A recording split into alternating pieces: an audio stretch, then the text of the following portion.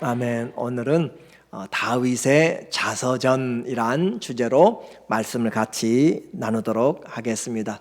자서전이란 자기의 삶을 돌아보면서 인생을 회고하고 기록하는 것을 말해요. 그래서 다윗의 자신을 돌아보는 인생의 그 책 고백이 무엇인지 성경에 다윗에 관한 것이 한 60장 정도가 그렇게 나온다라고 이야기했죠. 너무 귀한 인생의 모습입니다. 오늘 우리 모두에게도 하나님께서 이 말씀을 통하여 내 인생은 무엇이라 기록하고 있는가, 나는 무엇을 남길 것인가 라고 하는 것을 한번 생각해 보면 좋겠어요. 요즘 세상을 살아가면서 정말 많은 일들이 있고 이제 우리에게 남은 삶은 중요한 거잖아요. 다른 사람 중요하지만 나의 삶이 정말 중요해요. 그렇죠? 나의 인생은 어떻게 잘 준비를 하고 또 살아갈 것인가, 나는 무엇을 남길 것인가 라는 것을 생각하는 것이 지혜로운 인생입니다. 그래서 우리 조상들도 옛말에 말하기를 호랑이는 무엇을 남겨요? 가죽을 남겨요. 호랑이는 가죽을 남기고 사람은 무엇을 남겨요? 이름을 남긴다. 그것을 어떻게 배웠는지 모르겠어요. 보니까 전도서에도, 성경의 전도서에도 7장 1절에 보니까 좋은 이름이 좋은 기름보다 낫고, 이 좋은 기름이라는 것은 먹고 살는 윤택한 경제적인 것들을 이야기해요. 좋은 이름이 좋은 기름보다 낫고 죽은 날이 출생하는 날보다 나으며, 성경은 좀 이상하게 이야기를 해요. 좋은 이름, 그래 이름을 남기는 거 중요한데 좋은 이름이 경제적으로 아니면 세상적인 성공보다, 재산보다, 능력보다, 부귀보다 더 낫다라고 이야기해요. 그래요, 분명히 좋은 이름이 지혜로운 것인데, 또 우리에게는 이 세상이 그래도 똥밭에 굴러도 이 세상이 좋다고 세상 사람들 이야기하는데 그런 수준과는 전혀 다르게 이야기해요. 죽는 날이 출생하는 날보다 나으며, 성경 말씀이 그래요. 그러니까 우리 그리스도인들에게는 떠나는 날이 이 세상에 출생한 날보다 더 낫다라고 하는 것이 성경이 하나님이 예비하신, 정하신 인생의 모습입니다. 그런데 우리는 세상은 반대로 생각하는 거예요. 반대로 세상에 사람 남을 인하여서 기뻐하고 즐거워하고, 그런데 떠날 때가 되면 슬퍼하고 안타깝고 두렵고 공포스럽고. 그것은 왜 그래요? 사단이 이 세상의 지혜로, 이 세상의 그 가치관으로 우리를 붙잡아서 일생도록 죽기를 무서워 종로로 하도록 만들어버리는 그런 것들로 인해서 우리의 신앙을 제대로 보지 못하게 만들기 때문에 그렇습니다. 그러나 성경은 죽는 날이 출생한 날보다 낫다라고 이야기하고 있고, 초상집에 가는 것이 잔치집에 가는 것보다 나으니, 성경은 항상 비교를 이야기해요. 이 세상의 삶과 하늘 위의 삶을 이야기하고 있고, 세상에 그 가지는 육적인 삶과 보이지 않는 영적인 삶을 이야기하고 있고, 그래서 우리에게 무엇이 더 나은 삶인가, 베러 라이프인가, 이것을 우리에게 비교하고 선택하도록 하는 것이잖아요. 그래서 초상집에 가는 것이 잔치집에 가는 것보다 낫다라고 이야기해요.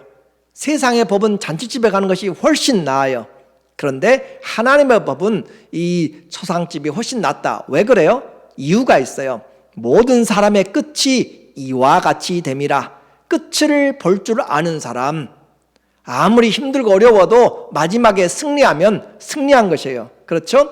야구 경기를 하면서 7회, 8회, 9회 초까지 정말로 다 패하고 어렵고 실수하고 그랬는데 9회 말에 역전을 노리면, 이기면 그 삶이 드라마틱하다고 이야기해요. 그렇죠? 우리 인생도 드라마 같은 인생은 정말로 탈북한 사람들 어렵고 힘들게 살았지만 들어와서 이곳이 정말 천국이다라고 하는 그곳으로 표현하고 있는 것처럼, 모든 사람의 끝이 이와 같이 됨이라. 살아있는 사람은 이것을 그의 마음에 둘지니라. 살아있는 사람은 마지막을 더 낫게 살라, 그 말이에요. 마지막을 잘 장식하라 라고 이야기해요.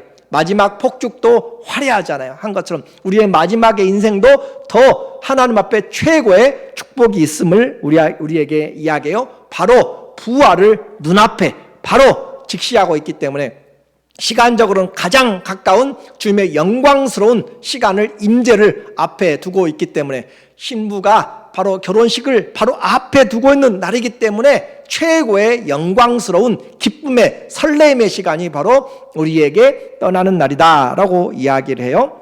자, 이제 성도는 무엇을 남길 것인가? 호랑이는 가죽을 남겨서 우리를 따뜻하게 해요. 세상 사람들은 자기의 이름을 어떻게 해서든지 남겨보려고 족보도 만들어요. 그런데 오늘 성도는 무엇을 남길 것인가? 육신에 살아간 그런 모습이 아니라 하나님 앞에서 믿음을 남겨야 될 줄로 믿습니다. 그것이 히브리서 11장의 전체 수많은 사람들을 믿음으로 하면서 우리에게 이야기를 해요.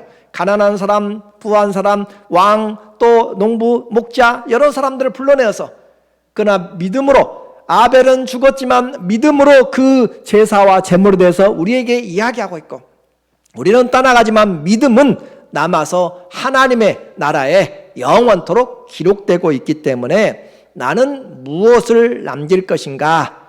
그 땅에 보물을 쌓아놓게 되면 어리석은 자가 되고 어리석은 자여 오늘 밤에 너의 쌓아놓은 재물이 누구 것이 되겠느냐라고 생각하면 정말 어리석은 인생이죠. 그러나 너희 보물 하늘에 쌓아두라 라고 이야기를 하고 있어요. 그래서 하나님 앞에서 어리석은 인생이 되지 않는 것, 자, 우리는 믿음을 남겨야 된다고 이야기했습니다. 여자들도 더 좋은 부활을 위하여서 구차한 삶을 살지 않았다라고 그렇게 성경의 성도들을 모아서 이사야 선지자는 60여 년 동안 사역하면서 4명의 왕들을 거쳐가면서 마지막 그 므낫세에게는 톱으로 켬을 당하여서 죽임을 당했어요. 그러나 그의 이사야의 66장은 구약의 복음서처럼 오늘도 우리에게 너무나 강력하게 예수 그리스도의 오시는 신약에서 가장 많이 그의 메시지를 인용하고 있어요. 그는 떠났지만 성경은 절대 그의 삶이 헛되다고 하지 않습니다. 우리 모두가 다 떠나갈 것이에요. 우리의 할머니, 할아버지, 우리의 어머니, 아버지처럼 우리의 모두가 다 친구와 이웃들처럼 떠나가게 될 것을 살아있는 사람은 기억하라 이 말이에요. 어떻게 무엇을 남길 것인가? 믿음을 남길 준비가 안 되면 우리는 아직 주님 앞에 설 준비를 하지 않고 있는 것입니다. 그러나 그 시간은 내가 정할 수 없기 때문에 지혜로운 자는 자기의 남은 날을 계수할 줄 알며 주여 나에게 지혜를 주사 남은 날을 계수하는 지혜를 얻게 하옵소서. 우리에게 잘 지혜로운 사람들, 그래서 우리는 유명한 사람만 자서전을 남긴다라고 생각할지 몰라요. 모두가 우리는 어떤 탤런트들은 어떤 드라마를 통하여서 주역의 역할을 했는지, 영화 배우들은 어떤 그런 놀라운 아주 대작을 만들어서 영화에 출연했는지 그것들로 이야기를 합니다. 우리는 유명인도 아니고 탑스타들도 아니에요. 그런데 영화 같은 인생은 아닐지라도 우리 모두는 하나님 앞에서 이 세상 천하와도 바꾸지 못하는 가장 존귀한 사람들이기 때문에 여러분이 하나님 앞에서 각각의 편지를 써가고 일기를 써가고 무비를 찍어가고 있는 것이에요. 세상에 공개되지 않아도 여러분의 자서전은, 여러분의 일기장은 너무 소중한 것처럼 많은 사람들이 학교에서 운동하고 학생들이 운동할지라도 내 아들, 내 손자, 내 손녀딸들이 운동하는 것이 가장 마음에 들어오는 것처럼 하나님은 세상 부자, 세상 권세자들, 권력자들에게 큰 관심이 없어요. 하나님은 하나님의 자녀들에게 모든 관심이 가 있습니다. 젖 먹는 어머니가 자식을 잃어버릴지라도 나는 너를 잊어버리지 않겠다라고 하신 분이 우리 하나님이시기 때문에 여러분이 약하고 여러분이 힘들고 어려운 가운데 있을지라도 하나님의 마음은 거기에 온 마음을 다 쏟고 있고 100마리 중에서 한 마리만 잊어버려도 가서 찾으려고 하는 마음이 그 아버지의 마음인 것을 우리에게 말해요. 부모된 여러분 아시잖아요. 못 살고 어려운 그 자녀가 더 신경 쓰이고 아픈 자녀가 더 신경 쓰이는 것이에요. 그런 것처럼 하나님은 상한 마음, 애통하는 심령들을 찾으셔서 지금도 부르고 계시기 때문에 오늘 우리의 그 하나하나 써내려가는 고백의 그런 인생들이 하나님 앞에서는 귀중하다라고 이야기했습니다. 우리의 인생 하나님 앞에서 보고 있는 것이고 감찰되고 있는 것이고, 성경에서 예수님 이름으로 다음에 많이 나오는 이름이 누구라고 그랬어요? 다윗이라고 이야기를 했죠. 물론 야곱과 이스라엘 합치면 그 이스라엘 이름이 훨씬 많지만 그것은 나라, 국가라는 이름도 함께 있기 때문에 우리가 같이 나눌 수가 없고, 성경에서 예수님 다음으로 단일 이름으로 이 다윗은 거의 1000회 가깝게 930여에 그렇게 나오고 있는 놀라운 이름이에요. 우리는 지난주에 그의 인생 광야에서 고난을 찬송으로 바꿔나가는, 연단으로 바꿔나가는 그의 삶을 우리가 보았습니다. 가는 곳에서 하나님이 인생을 사울에게 넘기지 않으면 아무도 그를 넘어뜨릴 수가 없어요. 우리 인생 하나님이 붙잡고 계세요. 어떤 사람들은 이야기해요. 왜 이 전쟁, 그렇게 우크라이나와 러시아의 전쟁이 그렇게 지속되냐고. 아니요, 성경은 그보다 더 오랜 전쟁들도, 그보다 더 심각한, 가난하고 힘들고 정말 이 유다 민족 선민들이 먹을 것이 없어서 성이 가로막히고 사마리아가 에워싸이고 그러면서 자기 자식을 잡아먹는 것까지도 이야기하고 있어요. 무엇 때문에요? 우상 숭배 때문에. 하나님을 떠난 죄 때문에 하나님은 그것들을 심판하실 때 세상의 권세들을 사용하셔서 우리가 생각하는 이상으로도 하나님은 말씀하시고, 그거를 통하여서 하나님 앞에 죄가 얼마나 심각한 것인 것을 말하는 것을 우리는 역사를 통하여서 보아야 돼요. 그러므로 남의 일이라고 생각하지 말고 오늘 우리의 상황을 회개하지 않으면 우리도 그와 같은 처지에 있다는 것을 지혜로운 자는 보라라고 이야기했잖아요. 실로마에서 망대가 무너져가지고 18명이 죽은 것이 그 사람들이 죄가 많아서 그런 것이 아니다라고 하는 것으로 우리에게 지혜를 말하고 있어요. 다윗이 이제 나이가 좀 들어서 자기 인생을 한번 돌아봅니다. 자기 인생을 돌아보면서 그가 말해요. 1절에 보니까 오늘 22장 1절에 여호와께서 다윗을 모든 원수의 손과 사울의 손에서 구원하신 그날에 다윗이 이 노래의 말씀으로 여호와께 아뢰어. 자, 여러분은 하나님이 구원해 주시고 하나님 돌아보아서 좀 살게 해 주셨으면 돌아보아 친구들 모아서 파티하고 그렇게 즐기는 모습이 될지 몰라요. 물론 필요한 시간 함께 나누고 즐기고 감사하십시오. 그런데 하나님 앞에 감사와 즐거움이 분명히 있어야 됩니다. 여호와께 이 노래로 그가 하나님께 즐거워 외치며 부르는데 어떤 노래를 부르는가? 다윗이 이르되 여호와는 나의 반석이시요 여호와는 나의 요새이시요 나를 위하여 나를 건지시는 자다. 나를 위해 하나님이 지금 누구에게 일하고 있는가? 다윗을 위해서 일하고 있다라고 그렇게 말씀을 하고 있어요. 그래서 우리는 오늘 이 22장을 보면 다윗의 삶의 한 부분의 요약을 보게 됩니다.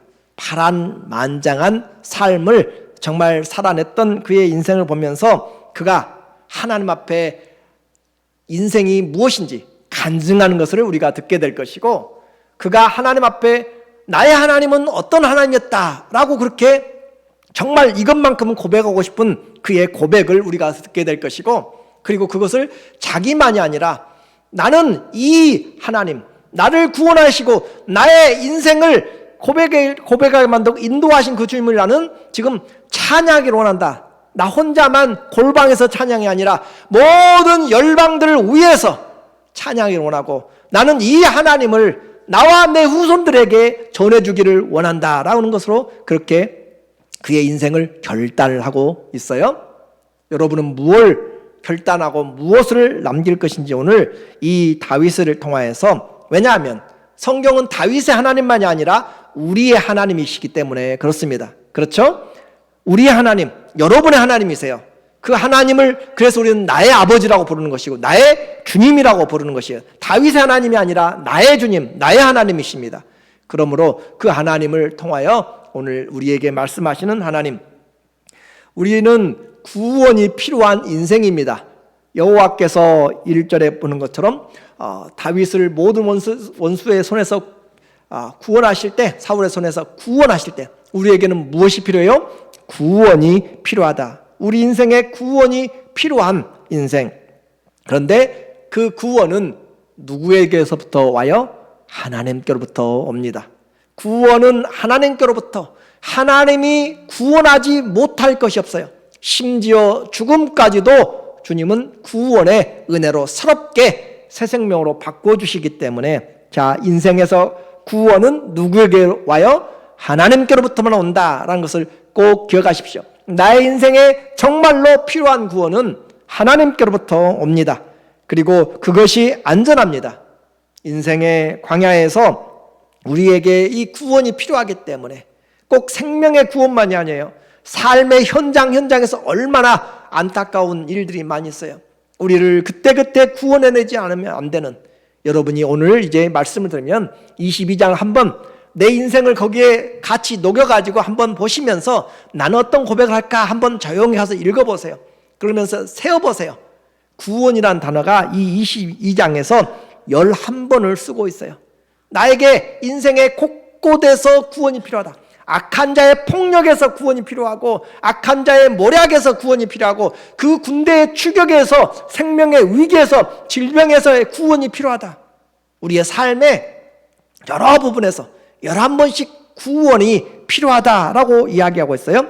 인생에서 구원을 빼면 남을 것이 없을 정도로 우리는 구원이, 도움이 간절히 필요합니다. 3절에 보니까, 오늘 3절에 내가 피할 나의 반석의 하나님이요, 나의 방패가 되시고, 적들이 화살을 쏠 때 나를 막아줄 수 있는, 숨을 수 있는, 그리고 나의 구원의 뿌리시요, 나를 높여주시는 구원의 권세요, 나의 높은 망대시요, 모든 것을 관찰하면서 세워서 안정케 해주시는, 그에게 피할 나의 피난처시요, 나의 누구시라고요? 구원자시라. 하나님이 나의 세이비어, 나를 구원해 주시는 자, 하나님이 나를 구원해 주시는 자요, 나를 폭력에서 구원하셨도다. 내가 찬송받으실 여호와께 아뢰리니 내 원수들에게서 구원을 받으로다. 우리 인생에는 무엇이 필요해요? 구원이 필요해요. 생명의 구원만이 아니라 모든 환경에서의 구원이 필요합니다. 자, 오늘 우리는 이 다윗이 내가 찬송받으실 여호와께 아뢰리니 내 원수들에게서 구원을 받으리로다. 지금까지 받아왔고 앞으로도 우리는 뭘 받아야 돼요? 구원을 받아야 되는 것이에요. 오늘 우리가 구원을 받았기 때문에 이 자리에서 예배드릴 수 있어요. 믿으십니까? 구원을 받았기 때문에 이 자리에 있지, 구원을 받지 못했다면 우리는 주님 앞에 오늘 이 시간에 예배드릴 수가 없는 것입니다. 그런데요, 이 하나님의 이 구원이 우리 인생 전체에 거쳐서 일어났는데 주님 없이 되어진 것은 하나도 없습니다. 놀라운 것은 다윗이 이와 같은 나를 구원하신 하나님을 노래하는데 그의 마음은 얼마나 커지고 넓어지고 풍성해졌는지, 나를 구원하신 하나님이 조그마한 구멍가게에 운영하는, 아니면 어떤 이 회사라 또 중소기업이나 대기업 운영하는 그런 수준의 하나님이 아니에요. 나를 인도하시고 구원하신 하나님이 어떤 병원장이나 그런 권세 수준으로 이야기하잖아요. 나를 구원하신 하나님을 다윗은 어떻게 표현하고 있냐면은, 나를 구원하시되 나의 삶의 작은 부분에서 일어난 구원일지라도 그 하나님은 천지를 창조하신 그 하나님의 능력으로 나를 그 수렁에서 건져냈고, 그 위경에서 건져냈고, 그 환경에서 건져냈다라고 하면서 천지 창조의 능력을 우리에게 소개하면서 구원을 소개하고 있어요.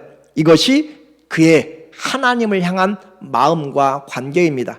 8절에 보니까 하나님이 다윗을 구원하는데 어떻게 살금살금 오셔가지고 도와주는 것으로, 물론 그렇게 도울 때도 있죠. 다 잠들게 하고 아무도 깨지 못하도록 하면서 사울의 물병을 가져오고 창을 가져올 때도 있어요.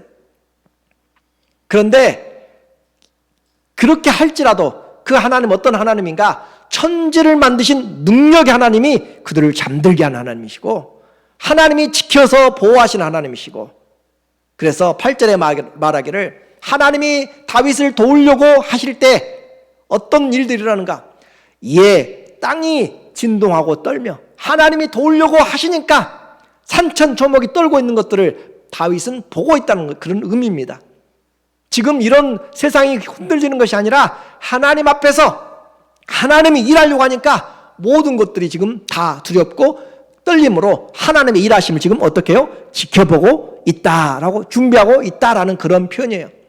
땅이 진동하고 떨며 하늘의 기초가 요동하고 흔들렸으니 그의 진노로 말미암으니라. 하나님이 지금 일하려고 그렇게 나타나시고 죄에 대하여서 징계하시려고 하시니까 모든 천지가 창조주 하나님 앞에 초점을 맞추고 그분의 말씀에 귀를 기울이고 있는 그 하나님께서 그의 코에서 연기가 오르고 하나님이 죄에 대해서 분노하신 것, 열방들이 하나님을 대적하는 것에서 분노한 것이고 세상이 교회를, 성도들을 핍박하는 것에 대해서 하나님의 진노하심이 이렇게 나타나고 있어요.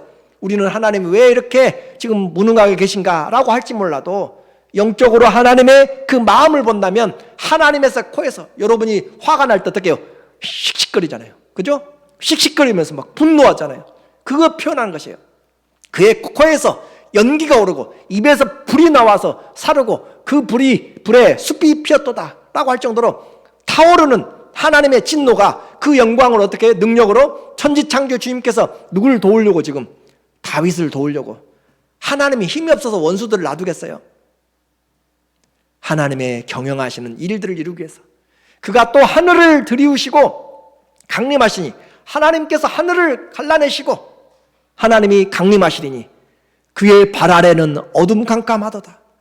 하나님의 이 놀라우신 은혜를 지금 누구를 도우려고 하는 것이에요? 지금 다윗을 도우려고 하는 것이에요. 자, 14절에 보세요. 14절에 우리에게 말하길, 여호와께서 하늘에서 우레소리를 내시면서 천둥번개를 갈기시면서 내치면서 지조하신 자가 음성을 내시면서, 그러니까 이것을 세상 사람들은 몰라요. 누구만 알아요? 하나님 앞에 기도하고 하나님을 바라보는 자는, 믿음을 가진 자는, 하나님이 지금 일하고 계시구나. 이 고난의 현장에 앞을 봐도 안 보이고 옆을 봐도 안 보이고 좌우로도 안 보이는데 하나님이 나를 연단하신 후에는 내가 정금처럼 나오리라 라고 욥이 이야기한 것처럼 하나님이 여러분을 향한 준비를 지금 이렇게 철저하게 하고 계시다. 철저하게 우리의 기도 철저하게 하나님이 들으시고 응답하시고 계시고, 그래서 우레소리를 발하시면서 음성을 나타내시고 화살을 날려 그들을 흩으시며 번개로 무찌르셨다. 이럴 때 여호와의 꾸지람과 콧김으로 말미암아 물밑이 드러나고 세상 기초가 드러났다. 무슨 말이에요? 하나님이 천지창조의 능력으로 행차하신 때 모든 만물들이 다 두렵고 떨면서 하나님이 이 일들을 누구를 위하여 하시는가, 천사들도 두려워하면서 누구를 위해서 하시는가 라고 살피는 것처럼 이 모든 역사를 성도들 위해서 하시는 것을 다윗이 보니까 알겠더라는 거예요. 하나님이 내가 쫓겨가는 광야에서 벼룩 같고 빈대 같고 보이지 않는 그런 존재 같은데, 모기같이 보이지 않는데 하나님은 나를 위하여서 그와 같은 천지창조의 능력으로 나를 지금 돕고 계시고, 블레셋을 들어와서 전쟁하게 만들므로 사울을 빼나가시고 하나님께서 덮어내 가시며 하나님이 도와주시는데, 그 작은 능력이라도 그것은 하나님의 천지창조의 능력으로 지금 역사하시는 그 하나님 것을 말하고 있습니다. 오늘 여러분은 하나님을 어떻게 생각하세요? 내 인생에서 아무것도 보이지 않고 답답할 때 하나님은 여전히 이와 같이 지금 온 천지를 향하여서 가장 중요하게 일하고 계신다고 성경 우리에게 계속 가는 곳곳마다 선지자들이 종일 종야 외쳤던 것이 바로 이 성경의 기록입니다. 그러므로 미약한 기적이 아니라 천지창조의 능력의 주님이 우리에게 이와 같이 하셨는데, 초점은 뭐예요? 다윗이 이야기하고 싶은 내용은, 내 인생을 돌아보니까 하나님의 모든 관심이 마치 나에게 있는 것처럼, 하나님의 모든 그 관심이 나에게 있는 것처럼 나를 향하여 지금 일하고 계시단 말이에요. 그것이 바로 하나님과의 관계를 이해하는 사람입니다.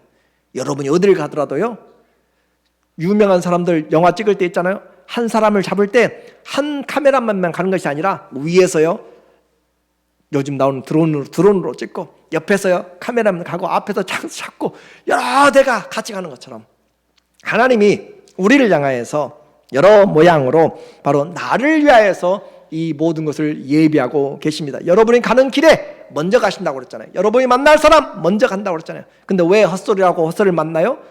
일들이 잘못돼요? 하나님은 그 환경들 속에서도 나를 연단하면서 하나님이 최고인지 세상이 최고인지를 오늘 우리를 시험한다, 연단한다라고 이야기했습니다. 꼭 기억하십시오. 하나님 앞에서 이 다윗은 변두리에 있는 그런 내놓은 자식이 아니었고 깍두기같이 그냥 볼품없는 그런 인생이 아니었고 하나님의 모든 능력과 사랑과 관심으로 그를 향하여서 쏟아 부어주고 있는데, 그를 향했다는 것은 오늘 우리를 위해서, 나를 위해서 예수님이, 하나님 자신이 죽었잖아요. 나를 위해서 죽으신 그분이 무엇을 우리에게 아끼겠는가라고 로마서 8장 31절은 이야기를 하잖아요. 그 하나님 우리는 왜 그렇게 못 믿는지, 나를 위해서 구원의 은혜를 베푸신 주님, 자 이제 하나님이 이와 같이 우리를 구원해 내셨어요. 11번씩이나 구원해 내셨는데 그 구원하신 뿐만 아니라 하나님 우리를 인도해 나가세요. 얼마나 감사한 일인가. 20절에 보니까 하나님이 20절 보니까 우리에게 인도해 나가시는데, 넘겨주세요. 20절에 25절인가. 그러므로 여호와께서 내 의대로 내 앞에서 내 깨끗한 대로 갚으셨도다. 하나가 더 나간 것 같은데 아무튼 주님께서 우리를 구원해 내시고 인도해 내셨다. 나의 갈 길에서 주님이 인도하여 내시고 하나님께서 우리를 구원할 뿐만 아니라 또 인도하실 뿐만 아니라 우리의 힘은 대로 거두는 삶을 살도록 여호와께서 내 행한 대로. 그래서 다윗은요, 하나님이 그와 같이 살피시는 것을 알았기 때문에, 지금 보이잖아요. 그렇죠?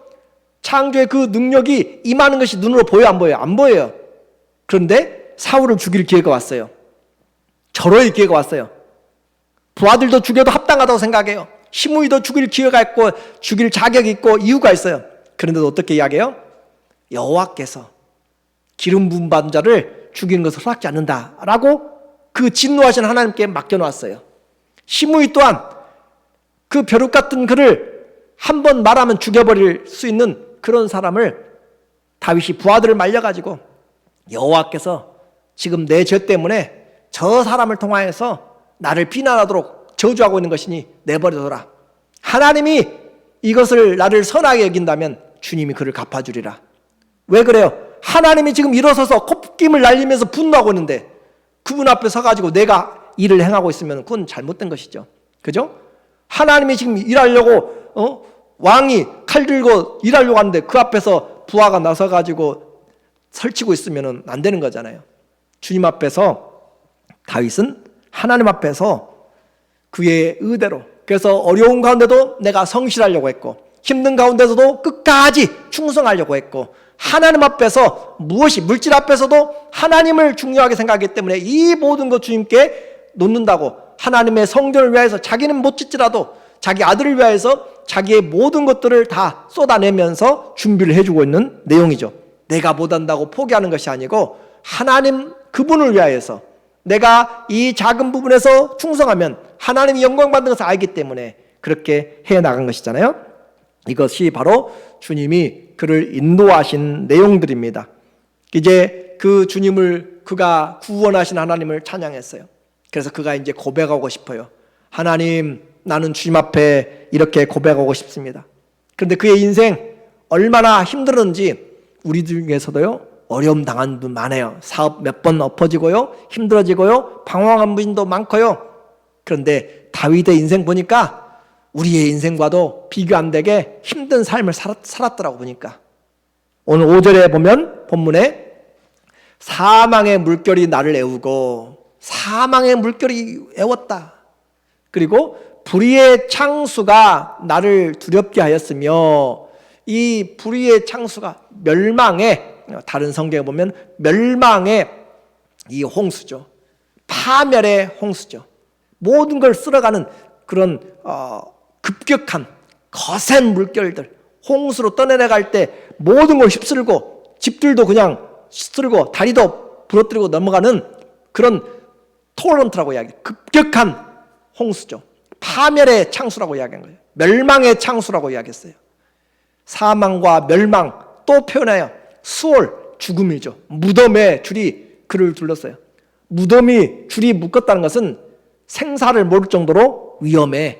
중환자실 뿐만 아니라 거의 호흡정지에 머물러 있는 상황을 이야기하는 거잖아요. 또 사망의 올무가 그를 이르렀도다. 그러니까 그의 인생에서도 사방이 다 죽음으로 에워싸인 것들을 지금 사중적인 강조로 표현하고 있습니다. 나만 어려움 당한다고 생각하지 말고 이 사람도 또 우리 다른 사람들도 고난을 당하고 있습니다. 사망이 쓰나미처럼 덮치고 파멸의 파도가 그를 삼킬 때 하나님은 약하고 또 무능한 인생과 전혀 반대되는 그 하나님, 어떤 분이신가를 지금 다윗은 고백하고 싶다는 것이에요. 내가 그와 같이 떠내려갈 때, 그와 같이 힘들어질 때 나에게 그렇게 콧김을 발하시면서 우레를 발하시면서 나오신 그 하나님은 어떤 하나님이셨는가? 나에게 반석 같은 하나님이셨다. 2절에 보니까 오늘 본문 2절에 이르되 여호와는 나의 반석이시요 나의 요새요 나를 위하여 나를 건지시는 자시요. 32절에도 여호와 외에 누가 하나님이며 우리 하나님은 왜 누가 반석이냐? 우리는 분명히 고백을 해내야 돼요. 세상을 살면서 여기까지 살아왔고 예수를 믿었다면 분명한 고백이 있어야 돼요. 나를 구원해 주실 사람은 친구도 부모도 형제도 딸도 자녀도 누구도 아니에요. 우리를 구원해 주실 분은 하나님이시다는 것을, 나의 하나님이 나의 구원자라. 47절에 또 고백해요. 여호와는 여호와의 사심을 두고 하나님이 살아계심을 가지고 지금 맹세하지 말라고 그러는데도 그 하나님을 가지고 해야만 될 그의 마음에 답답함이 있어요. 여호와의 사심을 두고 나의 반석을 찬송하며, 나의 반석, my rock, 바로 하나님이 나의 반석이시다. 내 구원의 반석이신 하나님을 높일지로다 라고 그렇게 하나님을 높여드리고 있어요. 제가 그래서 반석, 여러분이 생각하면 그런 반석 조그맣게 생각할지 몰라도 제가 세상에서, 이 지구상에서 인터넷에서 세상에서 가장 큰 바위가 어떤 것인가 구글링을 해보니까 호주 사막에 있는 에어즈락 또는 울룰루라고 하는 그 바위라고 그렇게 사람들이 해놨어요. 그 바위의 크기가 보니까 높이가 1141피트 1141피트 바위가 그러니까 미터로 하면 341m 정도 된가요? 높이만 그렇게 되고, 그리고 길이는 둘레는 6마일 9.4km가 되는 것이 가장 크다라고 이야기했어요. 성경에서 말하는 바위는 우리 한국 사람들이 이해하는 바위 그런 수준이 아니에요. 바닥 전체가 그냥 바위로 깔려 있어가지고 내가 바위 위에 서 있는지 어디에 서 있는지 모를 정도로 넓은 든든한 바위를 이야기하는 것이지, 홍수가 나고 휩쓸려가고 그런 골짜기에 굴려가는 그런 바위가 아니다라고 하는 것이에요. 다윗은 그의 인생에서 하나님이 나의 이 반석, 흔들리지 않는, 요동하지 않는 바위라고 그렇게 이야기를 하고 있습니다. 사망의 죽음이 몰아쳐도 흔들리지 않는 바위, 원수들이 몰아쳐도 나를 범접할 수 없는 그 지켜주는 요새, 그렇게 이야기하면서 나의 구원의 뿔, 내가 이곳에 서 있으면 하나님이 나를 지켜주신 것을 사람들이 보게 되리라 라고 하는 것이에요. 오늘 이 하나님, 우리가 서 있는 자리가 진리의 바위 위에 서 있습니다. 우리가 서 있는 자리가 구원의 주 예수 그리스도 위에 서 있습니다. 은혜의 반석 위에 우리가 서 있습니다. 아무도 빼앗아가지 못하고, 아무도 침범하지 못하고, 아무도 무효화시키지 않는, 아무도 없앨 수 없는 그런 반석이신 예수 그리스도 위에, 이 지구만이 아니라 온 천지가 없어져도 변함이 없는, 어제나 오늘나 영원토록 변함이 없는 예수 그리스도 그 위에 세워져 있기 때문에 우리의 구원은 안전하고 우리의 구원은 영광스럽습니다. 오늘 우리가 서 있는 자리가 바로 누구 위에 서 있어요? 예수 그리스도 바위 위에 서 있습니다. 요즘 너무 세상이 시끄럽잖아요. 한국은 또다시 촛불과 무슨 그 정권의 공산권의 그 공산주의 타도하면서 양쪽이 또 시작을 했어요.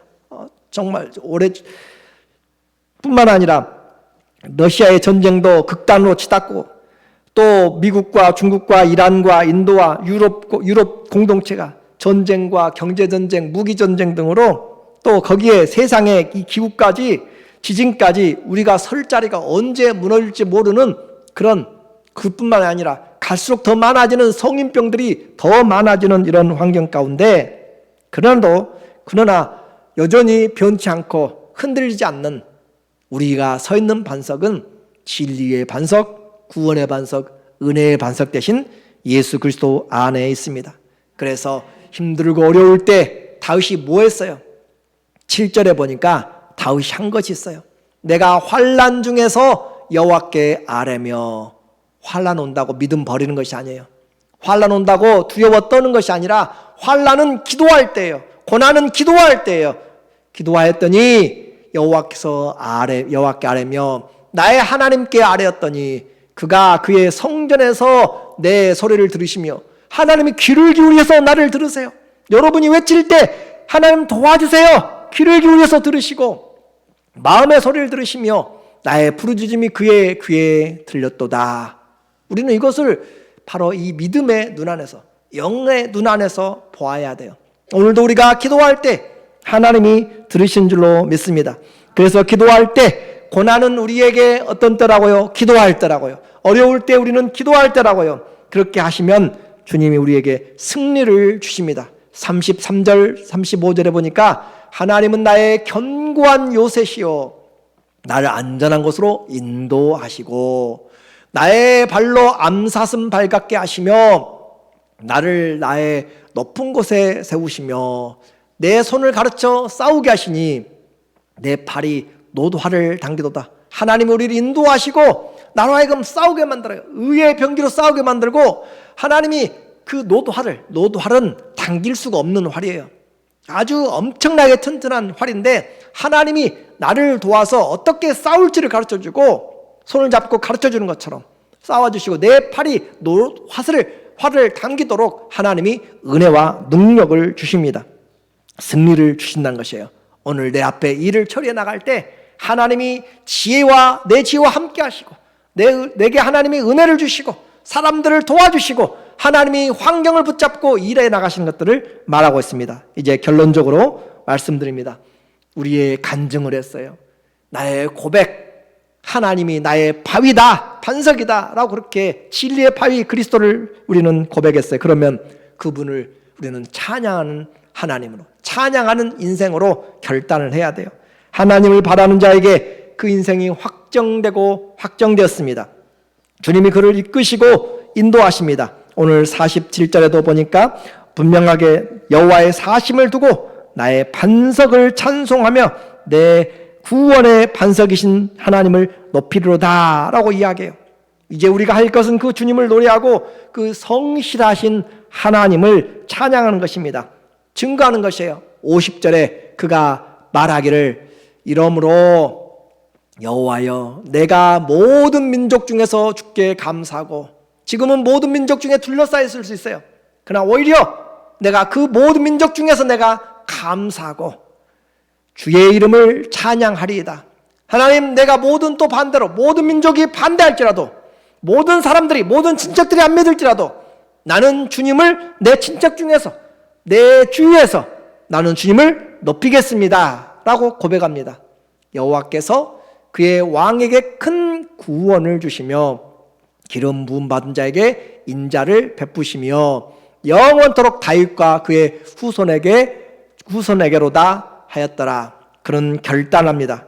나 혼자 내 입술로 은밀하게 고백하는 찬송도 중요하지만 거기서 멈추지 않고 나를 구원하여 주신 나의 모든 인생의 순간순간마다 구원해 주시고 나의 흔들리지 않고 요동치 않는 반석이 되어주신 그 주님, 나를 위해서 지금도 천지창조의 능력으로 도우시려고 일어서시고 내려오시고 준비하시고 계시는 그 주님을 나는 그분을 찬양하겠습니다.